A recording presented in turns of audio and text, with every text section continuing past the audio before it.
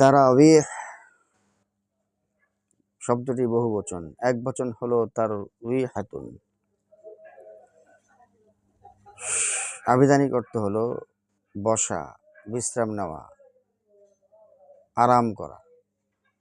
শরীয়তের পরিভাষায় তারাবিহ বলা হয় রমজানের ইশারের ফরজ নামাজের পর অতিরিক্ত 20 রাকাত নামাজ 10 সালামে পড়া এবং 2 রাকাত অথবা 4 রাকাত পর পর বিশ্রাম নেওয়া, দুরুদ, ইস্তেগফার, জিকির আজকারের মাধ্যমে নামাজ আদায় করার নামই তারাবিহ নামাজ।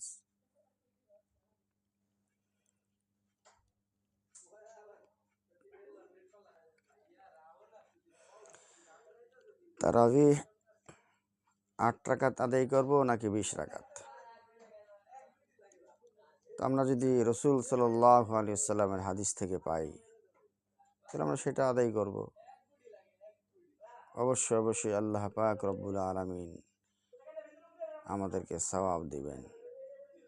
রমজানের ইবাদত যেহেতু নফল ইবাদত, ফরজের সওয়াব হবে, তাই আমরা পিছিয়ে থাকবো কেন, কম কেন আদায় করব, যদি রসুল সাল্লাল্লাহু আলাইহি ওয়াসাল্লামের থেকে 20 রাকাত আদায় করার দলিল আমরা পেয়ে যাই।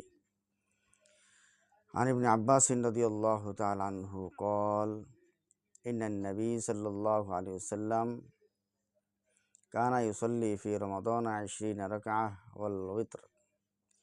ইবনে আব্বাস রাদিয়াল্লাহু তাআলা আনহু বলেন, নবী করিম সাল্লাল্লাহু আলাইহি ওয়াসাল্লাম রমজান মাসে 20 রাকাত তারাবি বিতির আদায় করতেন। 20 রাকাত নামাজ পড়তেন, তারপরে 3 রাকাত বিতির পড়তেন।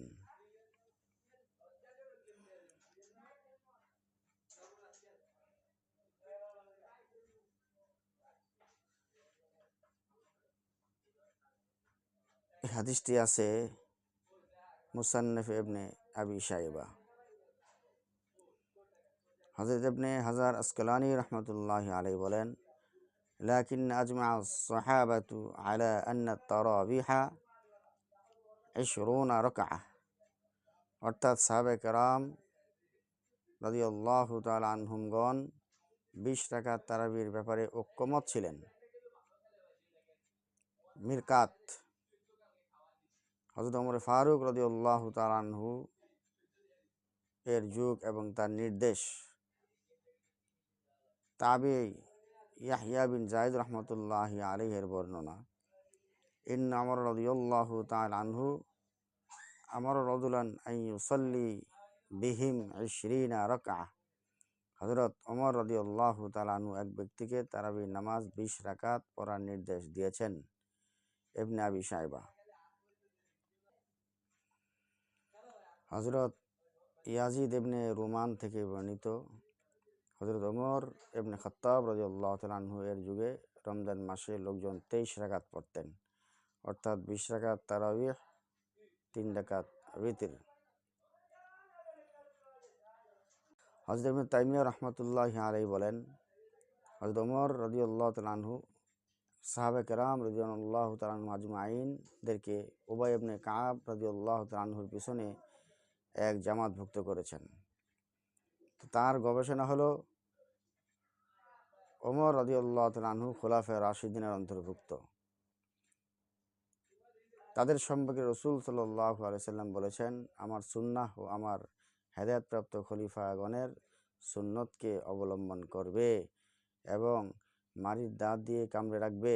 মারির দাঁতের কথা নবী করিম সাল্লাল্লাহু আলাইহি ওয়াসাল্লাম এই জন্য বলেছেন, এভাবে ধারণ করলে মজবুত হয়ে থাকে।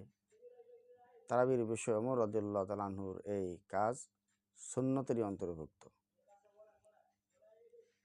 রাসূল সাল্লাল্লাহু আলাইহি ওয়াসাল্লাম আরেকটি হাদিস, as-সাহাবী কান নুজুম বিআইহিম ইক্তাদাইতুম ইহতাদাইতুম। আমার সাহাবীগণ আকাশের নক্ষত্র সমতুল্য, যারা তাদের অনুসরণ করবে তারা হেদায়েতের পথ পাবে। তো ইনশাআল্লাহ আমরা যদি তারাবির নামাজ 20 রাকাত আদায় করি, অবশ্যই নবী এবং সাহাবায়ে কেরাম রাদিয়াল্লাহু আজমাইন তাদের পথেই থাকব। আশা করা যায় আল্লাহ পাক আমাদেরকে হেদায়েতের পথেই পরিচালিত করবেন।